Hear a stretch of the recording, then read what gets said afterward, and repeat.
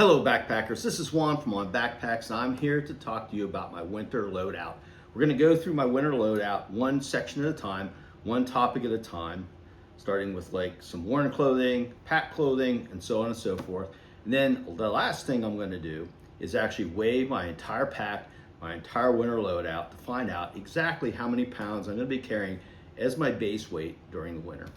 So stay tuned. Let's get started.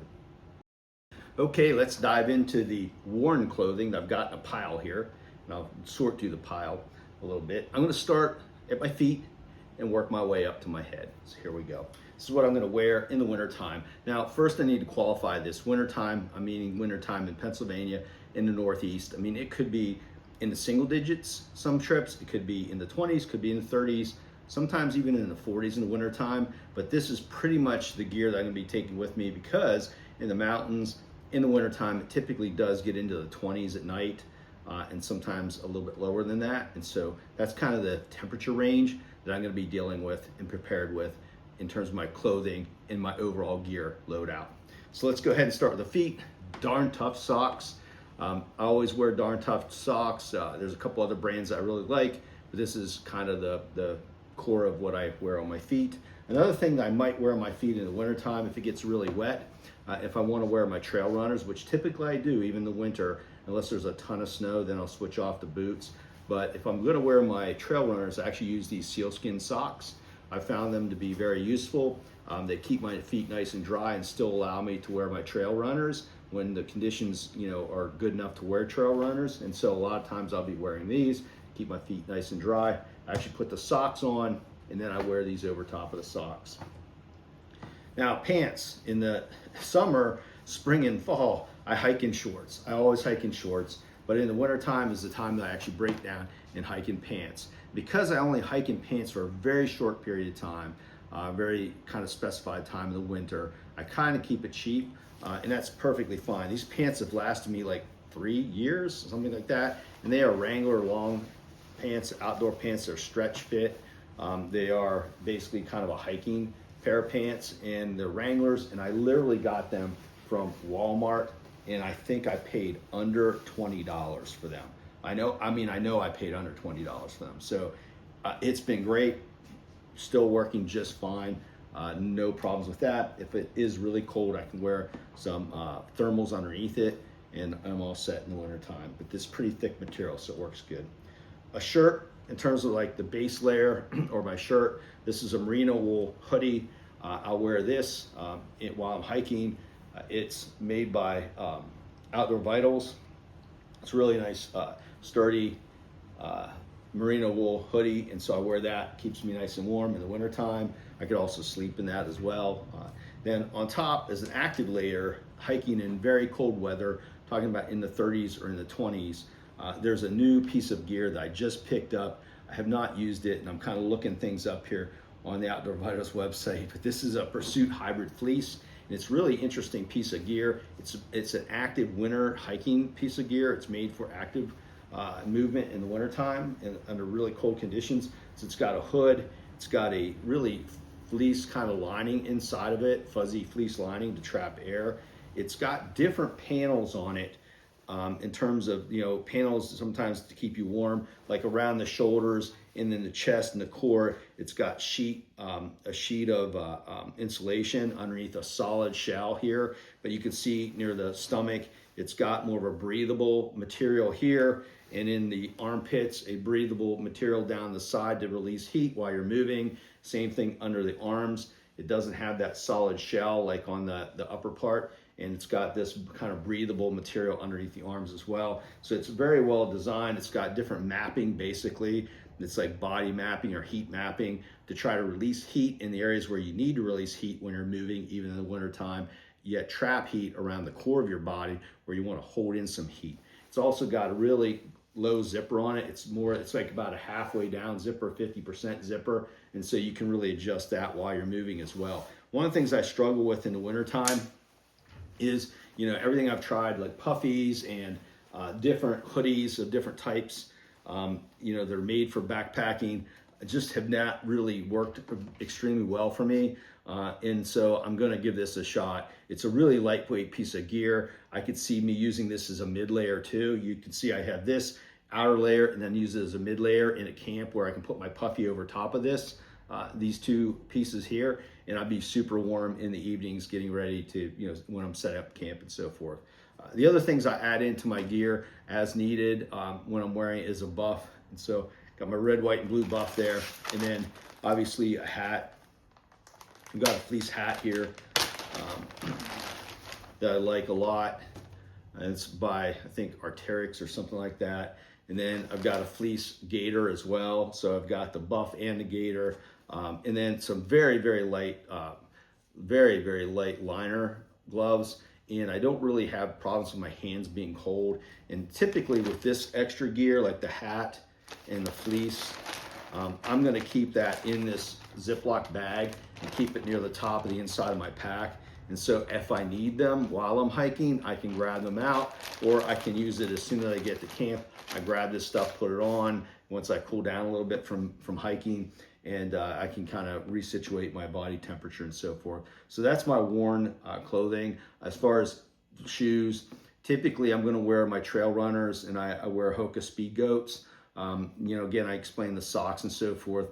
And sometimes, rarely do I go to boots in the wintertime unless there's a lot of really high snow, and then I'll switch off to some winter boots that I can you know, walk through the higher snow and so forth. But overall, that's my winter clothing. It works pretty good. Let's move on. All right, next up is my packed clothing. Again, I like to start with the clothing in wintertime because that's usually like the biggest concern. I've got a little pile of packed clothing here. It doesn't come to too much weight. Again, I'm gonna weigh out my base weight at the very end. Just so you know, here's my kind of packed gear. Not very much. One is an extra pair of darn tough socks. I typically take two as packed gear, one to swap out in case my other backpacking, kind of like the socks I wear while I'm backpacking get really wet. And then I can switch out to a drier pair, and then one to sleep in. And so I might have two pairs of darn tough socks in my pack gear. Obviously an extra pair of boxer briefs here. And then obviously I'm wearing a pair while I'm hiking. I do have sleep clothes in the wintertime. I like to be able to change into something that I haven't worn to hike in case it's a little bit damp from sweating and so forth. So I have something nice and dry and warm to put on. And again, this is a short sleeve merino wool short sleeve t-shirt basically. And this one's by Outdoor Vitals. It's really awesome. I like it a lot to sleep in. I'm not too worried about long sleeves when I'm sleeping in the wintertime because I have a really great sleeping bag that I'm going to use. It's a 0 degree, and so I don't worry too much about that. I also have these thermal leggings. They're I think they're called Highline thermal leggings from Outdoor Vitals. I can use these to sleep in. And if it really gets cold and my hiking pants aren't doing the job and keeping my legs warm, which is pretty rare, they're pretty thick material, thick, stretchy material, so they do keep me pretty warm anyway. But if I do have problems with warmth while I'm hiking, I can put these thermal leggings on. They're like 3.5 ounces, super light. And so I'll put these on when I'm sleeping, keep me nice and warm, or when I'm hiking, I can use them as well. That's pretty close to the end of my pack gear, but I got a couple more things. But the next thing is these Outdoor Vitals down booties. And so I use these, I think these are actually synthetic down booties. So I use these, they're pretty light. I think they're only like 3.5 ounces, something like that. Again, I'm gonna weigh my whole pack, but this is a great piece of gear from Outdoor Vitals I've been using for a number of years to backpack in the wintertime. And I like that because I have the socks to sleep in, but I sometimes need a little bit extra warmth in my feet in the wintertime, and that's what that's for. The other thing that I carry with me, obviously, you know, I showed you my hiking, the things I wear while I'm moving. When I get into camp, I like to have a really nice puffy in the wintertime, and this is a Kuiu puffy. It's a really high-tech piece of gear. It's around, I think, just under 10 ounces total. This one does not have a hood on it.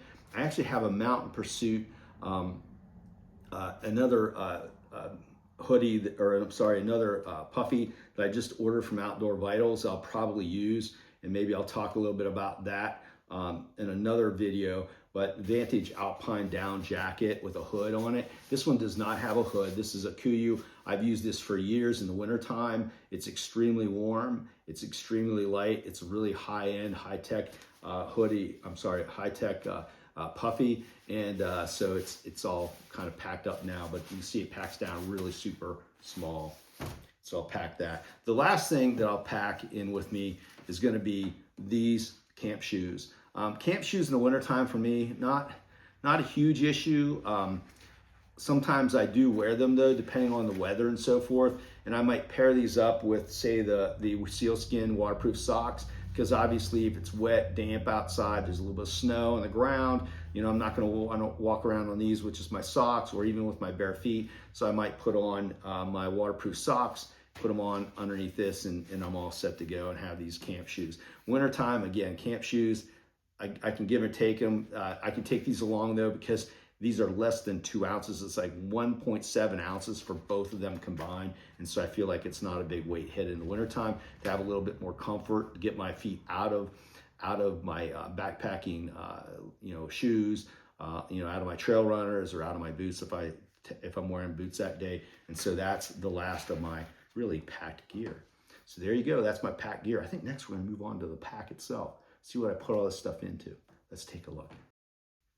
Okay, now we're going to move on to my backpack. What am I going to put some of the clothing in, some of the gear that I'm going to talk about into. But first, actually, I forgot one thing in the pack clothing. My rain jacket. Just your rain jacket in the Northeast. In the wintertime, you got to be ready for rain, sleet, snow. All those things can happen within the same day, within the same hour. And so my Tusher rain jacket from Outdoor Vitals, love this thing. Seam sealed, taped, it's never let me down, it's never wet out. It's got hit zips in case I have to wear it while I'm moving. But if I get into camp and I want to throw it on, let's say over top of my mid layer, I can do that just to get a little bit of extra warmth. Or if it's super, super cold, I can throw my puffy on and then throw this over top of it, because I sized this a little bit bigger so I can actually put it over top of my puffy. So it's got lots of uses, but I always in the wintertime in the Northeast in Pennsylvania is take a rain jacket and throw that over there. Now, my pack. What am I going to put all my winter gear in? My winter gear tends to be a little bit more numerous in terms of items, tends to be a little bit more bulky than usual. And typically I would backpack with about a 40-liter pack. But when I'm doing longer trips where I have to do 8 to 10 day food carries, when I am backpacking in the Sierra and I have to carry, say, a BV 500 bear can, which is the biggest bear can that Bear Vault makes, I will take a larger pack than 40-liter. Or when I'm doing winter backpacking here in the Northeast, I will take my 60-liter pack, which is the Mariposa 60 from Gossamer Gear. I absolutely love this pack in particular because this most recent iteration, they redesigned the frame and the tie-ins for the load lifters, and it definitely has improved significantly how this pack transfers weight from your shoulders into the frame and down into your hips. I'm not going to go into detail on that because I've got another video on my website that talks about that. But I love this pack for the winter time for a lot of reasons. Number one, the volume is fantastic. It's a total of 60 liters. It's got a shelter pocket on the side that I can use to either put my shelter in here if it's wet, or I can even put a chair in here, because sometimes in the wintertime I'll carry a chair with me. In the Northeast, there's not a lot of places sometimes to sit down, like boulders and so forth, and logs, and things tend to be wet and soggy, so I might take a chair. And so this higher pocket on this side is really nice for that. It's got a big front mesh pocket here. It's got 2 side pockets. Typically I put my water bottles here. I put my water filtration here and some odds and ends here, and that's pretty much it. In the front, on the straps, I usually take this to hold my cell phone, maybe a snack or 2 in the front here, so I can eat on the fly. I've got 2 hip belt pockets here. Honestly, I don't really use the hip belt pockets very often in a backpack, hence why my smaller backpacks, my 40-liter packs, a lot of them do not have hip belts, or I don't have a hip belt with them. And so, you know, they're there, but I rarely use them. The pack also has a pull-out foam pad. Again, to find some place to sit is always nice in the wintertime.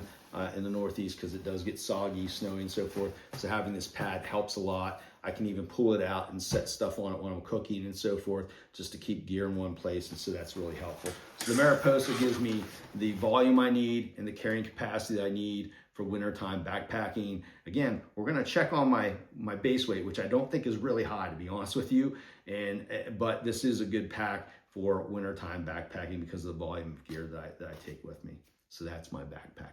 Let's move on to my sleep system next. Let's try that sleep system. Okay, it's time to look at the sleep system. Let's take a look and see what we got here. Pretty simple, honestly. Number one, I'm using a Nemo Tensor. Ooh, got away from me. A Nemo Tensor sleeping pad.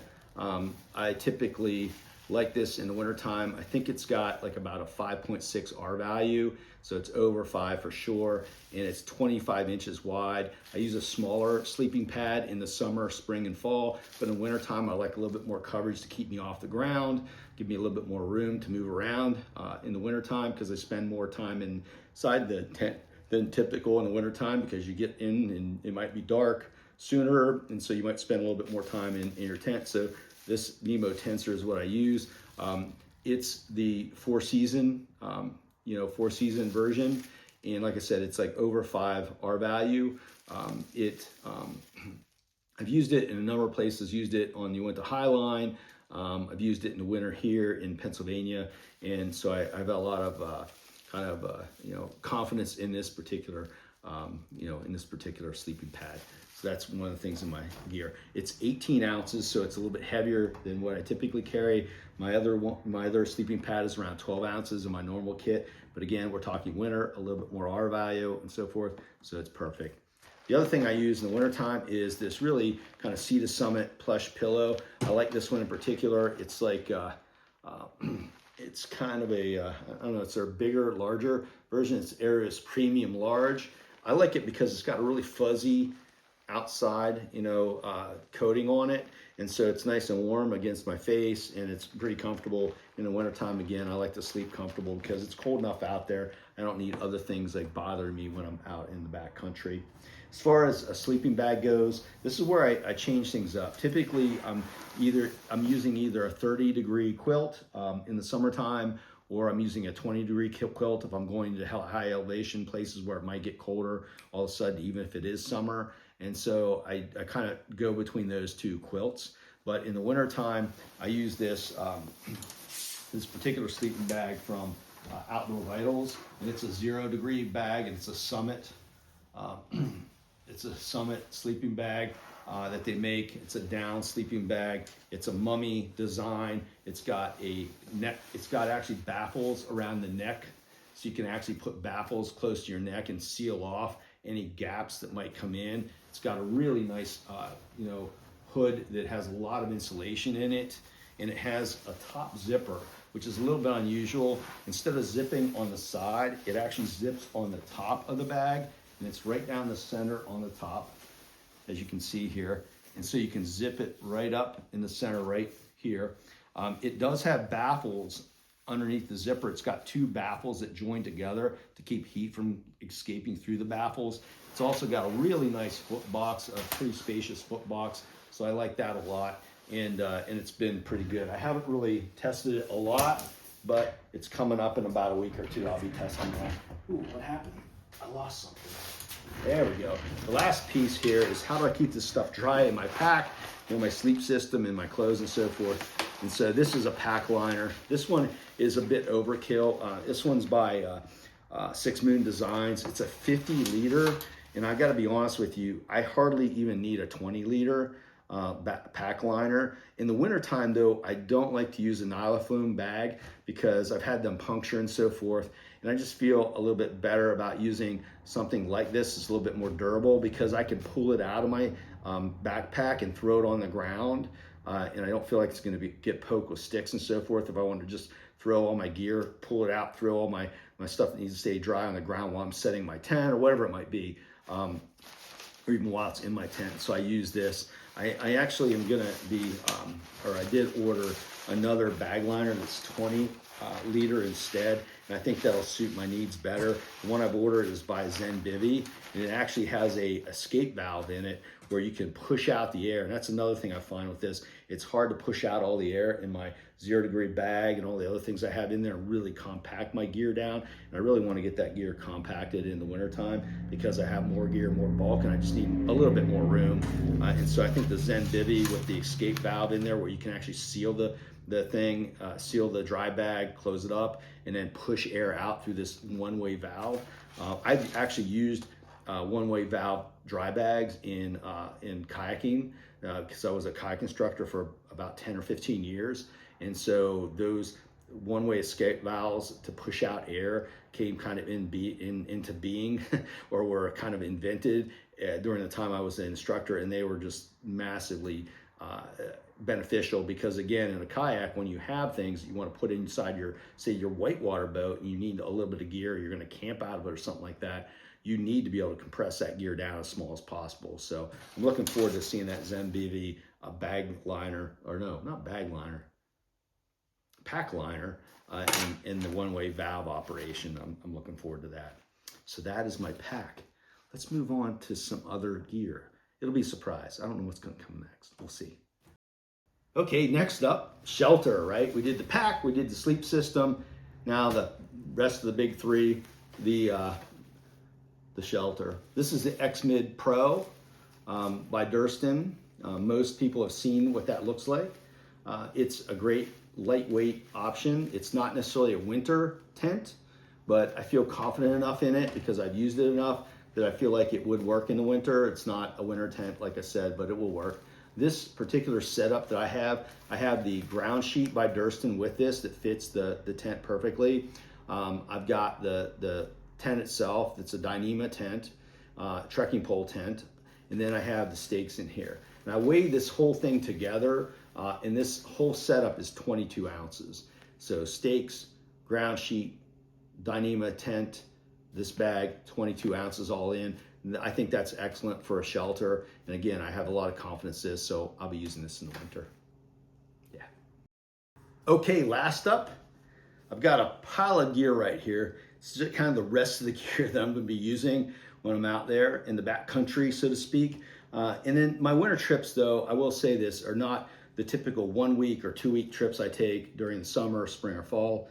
These trips will typically be 2 days, 3 days total, maybe 4 days max. And so that does drive what type of gear and the rest of the gear that I kind of take with me. And so let's go ahead and dive in. First, we're going to talk about the cook system. I have another video that I did on my cook system recently, but I'm switching in the wintertime from a canister stove to a alcohol stove for a couple reasons. One, because I'm only going to be cooking every evening, boiling water like one time for coffee and for my meal, to hydrate my meal. Really, canister stove is a bit overkill by at least 3 ounces minimum, sometimes up to 5 ounces. And so again, with my winter gear, I'm carrying heavier stuff, carrying bulkier stuff. I want to try to keep my, save weight where I can. And so that's what I do with my cook system. But this is a food bag that I typically use. It's made of some kind of sailcloth. And then in the food bag, I've got my rock kit with the line and so forth. I've got my bamboo spoon for my cook kit. And then I've got a 550 milliliter pot in here. Inside this warmer, which I think is critical in the wintertime to keep my food warm. I put it inside here when it's hydrating. I've got my 550 milliliter Tokes titanium pot, which is enough for me to hydrate my meal and, with 1 ounce of fuel, which I'll talk about in a minute, to boil enough water, to heat enough water to make coffee and to make a meal. I got a lighter load towel, and inside there, wrapped in there, is a lighter, a small mini Bic. And this is really the heart. The next pieces are really the heart of my cook system. I'm going to be using a siphon stove by Tokes. They're very small. I think this thing weighs like an ounce or something like that, or under an ounce. And so that's alcohol stove. It'll boil water with an ounce of fuel in it. And then I've got the windscreen / pot stand, so it acts as both, and it's in 4 pieces. And again, all this is titanium. And so it's got 4 pieces. I'll put it together. It'll act as a windscreen and a pot stand, and I'll be set for cooking. The fuel that I'll use, and this is where the weight savings comes in, because I'm not carrying a big canister with a lot of fuel that I'm not going to use in a canister stove. I mean, you're carrying literally, if you have a full canister, you got 12 days of burns, boils. You got 12 boils in that canister, plus you got the weight of the canister. This little bottle is a Nalgene kind of watertight, bottle. It's 4 ounces, and so literally this could do me for 4 boils or 4 days on trail. And most of my winter trips are going to be 1 night, 2 nights, maybe 3 nights, and so I'd have to boil 3 times. So this is more than enough. So I got a ½ ounce bottle, and then I might have 3 ounces of fuel in there, and the fuel that I'll be using is this heat. And so I've done some research into this, and that's kind of the fuel I'm going to be using. So that's the cook system in a nutshell, and it will save me at minimum of 3 ounces in my cook system plus fuel overall, and I think that's good enough. If I can save a few ounces here and there in the wintertime, I'm going to do it. Plus, if it gets really cold, the canisters are susceptible to not working properly or not working efficiently, but the alcohol will work in the wintertime no matter how cold it gets. The other thing I'll take with me obviously is a water filtration system. I like this Platypus Quick Draw. I've been using it. They redid it a few years ago. I didn't like it when it first came out because there were a couple shortfalls in it, and the design, I thought, and the durability of it. But it really works well. You can back flush it in the field. You can test it in the field to make sure your fibers are still good and you're not getting, water's not pushing through there and not actually getting filtered. So there's a way to test it in field, which I like for the winter, because if you accidentally leave this thing out and one of the nights you're out in the wintertime and it freezes possibly, you might have ruined the filters, and it's good to know that, so you can actually test it in the field. So that's what I like about this. The other thing I like about it is it's actually sealed at both ends very easily, watertight caps on both sides. And so when I go to bed at night, I can actually just throw this in the bottom of my foot box, my sleeping bag, and I don't have to worry about it. When we were out with the High Line in July, we had a couple nights where it actually was at freezing or below freezing in nighttime, and so I just threw this into the bottom of my foot box and I didn't worry about it at all. I've got a 2-liter bag here. This is a CNOC bag that I use, and I think most folks have seen those CNOC bags, and I put it all together with a band, and that's my water filtration. And along with me that I usually take is a couple bottles that I buy, water bottles I'll buy along the way, and I use those to store water in if I have to. So that's my water filtration. The other thing I take with me is obviously my poop kit. It's super light. I think this poop kit total is like I want to say it's like 1 ounce or maybe 2 ounces at the most. And so there's a Dyneema bag here. There's a shovel in here for digging, obviously. And then I've got a small bag for the bidet. This is a collapsible bag. I can't remember, it's maybe 700 milliliters, something like that. And then some Dr. Bronner soap in here, really small, to wash my hands. And then here's the bidet. Doesn't hardly weigh anything. So this whole poop kit, I know it's less than 2 ounces, and I can't remember the exact weight, but again, I'm gonna weigh the whole kit and caboodle here at the end and let you know how much my whole loadout is for winter. The other thing that I take with me in the winter is a very sparse first aid kit, personal kit, and so that's another lighter load towel, some hand sanitizer. I've got a really basic first aid kit and repair patch kit here, like a tick key and things like that. In the Northeast, you've got a little tiny knife in there. We've got some, on a credit card, so to speak, I've got some duct tape, and then I'll actually take some Luco tape and put it onto paper, some smooth paper, and cut squares of that and put it in here. I've got my toothpaste and my sawed-off toothbrush, which is bamboo. Do not saw it off for weight. It's because it fits in the kit better. And then the last piece here, I've got actually a brush. So that's for my beard and stuff like that. So that's my one luxury item. And I know that brush is less than 1 ounce because I've weighed it already. So that's my personal slash first aid kit. It's not very much. I bet it only weighs 3 ounces or so. Don't need any sunscreen in the winter around here. It's usually cloudy and so forth. The last thing I'm going to show you is my electronics for the trips that I do. In the wintertime, quite honestly, again, I'm only going out for 2 nights, maybe 3 nights tops. So I'm talking about 4 days.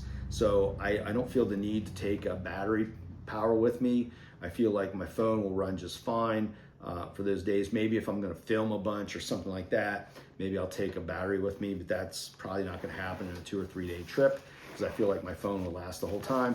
But my phone will be my navigation typically. I got a headlamp here. It's got the red light, and obviously the red light is great for at night. You don't disturb other people. It's got, it's the classic. It's a Nightcore classic.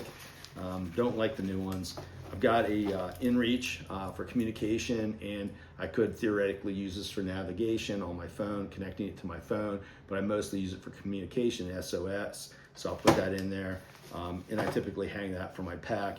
And then in the wintertime, I actually like to use this FlexTail Zero pump to pump up my sleeping pad. I do that because I feel like breathing into it, you have the warmer air, and then when that sleeping pad's laid out in your tent, it basically, obviously the air that's warmer is expanded more, right? And then you lay it on the cold ground on your, on the floor of your tent, and then all of a sudden, the air contracts more, and so your sleeping pad needs blown up again, and you're going to blow it up with more warm air from your mouth, right? So either using a pump sack or using something like this, I think is a good idea because it's not pumping warm air into it, and you don't have that fluctuation in how firm your sleeping pad is. Now, I will say this, like this thing weighs less than my pump sack, and so that's why I bring this. It's noisier, but it weighs less than my pump sack. And so those are the 3 electronic pieces that I bring with me. The only time that I bring a battery for a 2 or 3 day trip is if I'm going to feel like I need to recharge my phone or something like that, which really shouldn't happen, in a 2 or 3 day trip. The other thing I bring with me is this. It's my Sunto watch. It's great for navigation. When I was on you went to Highline, I actually loaded in every single day's track into this. And so I could literally just not have to pull out my phone and chew up a ton of battery. And this is actually solar too. So it'll capture solar, and so it'll use less power over time. I think I've had this thing charged up now for like 3 days, and it's only used 8% in 3 days. So it's at 92% now. So sometimes I can get like a month or more out of this watch. And that's using it for tracking my running and stuff like that. So I like the watch for navigation. It's really simple because I can load in a track, load in daily like plans and so forth, and just select those on the phone. And then actually, I can set an alarm if I'm off the track, off the trail, and the alarm goes off in the phone, or in the watch. So it's really useful, and it's really quick to use instead of pulling out my phone every time to open up Onyx or something like that. Typically, that's what I do. I build my maps in Onyx. If I want to plan each day and the distance and the campsites and stuff like that. I'm always a little flexible when I'm out there anyway. If I have to be, I'll be flexible, but I do like to kind of plan where I think I'm going to be. If I'm feeling better, I'd go farther. If I think there's a better site sooner and we're half a mile away and this place looks awesome, we're going to stop there. So I don't let those tracks kind of drive what I do. But having the watch, having the phone for navigation, having this as a backup for navigation is really good in the wintertime. So those are all the pieces of gear that I use in my winter loadout. In about a couple seconds, we're going to be looking at the weight of this stuff once I get it packed. Get back to you. Okay, let's take a look and see what it looks like packed. And this is it right here, all packed. The only thing that's really missing is the water bottles that I put right here. That's 2, maybe 3 ounces more. But everything else fit in this 60-liter pack really well. I even fit my tent on the inside, so I've got some room for a chair over here if I want to in this long pocket. I can put a chair in there, add an extra pound. My chair weighs a pound. So it looks like I'll have enough room for my food and for my tent inside and all the gear. I didn't even really compress the sleeping bag that much. So that's again why I like the 60-liter. I can fit all the gear I need in there, and I don't have to really cram my winter gear into it. I can be pretty comfortable in the way that I put the gear in. So this is the whole thing packed. Let's see how much it weighs.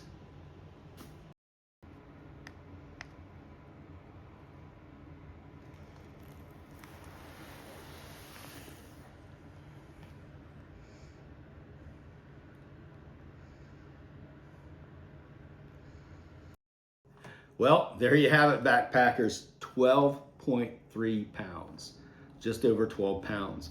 I got room for a chair in there too, so that's 13 pounds. Then you add in maybe 1.25 pounds per day of food.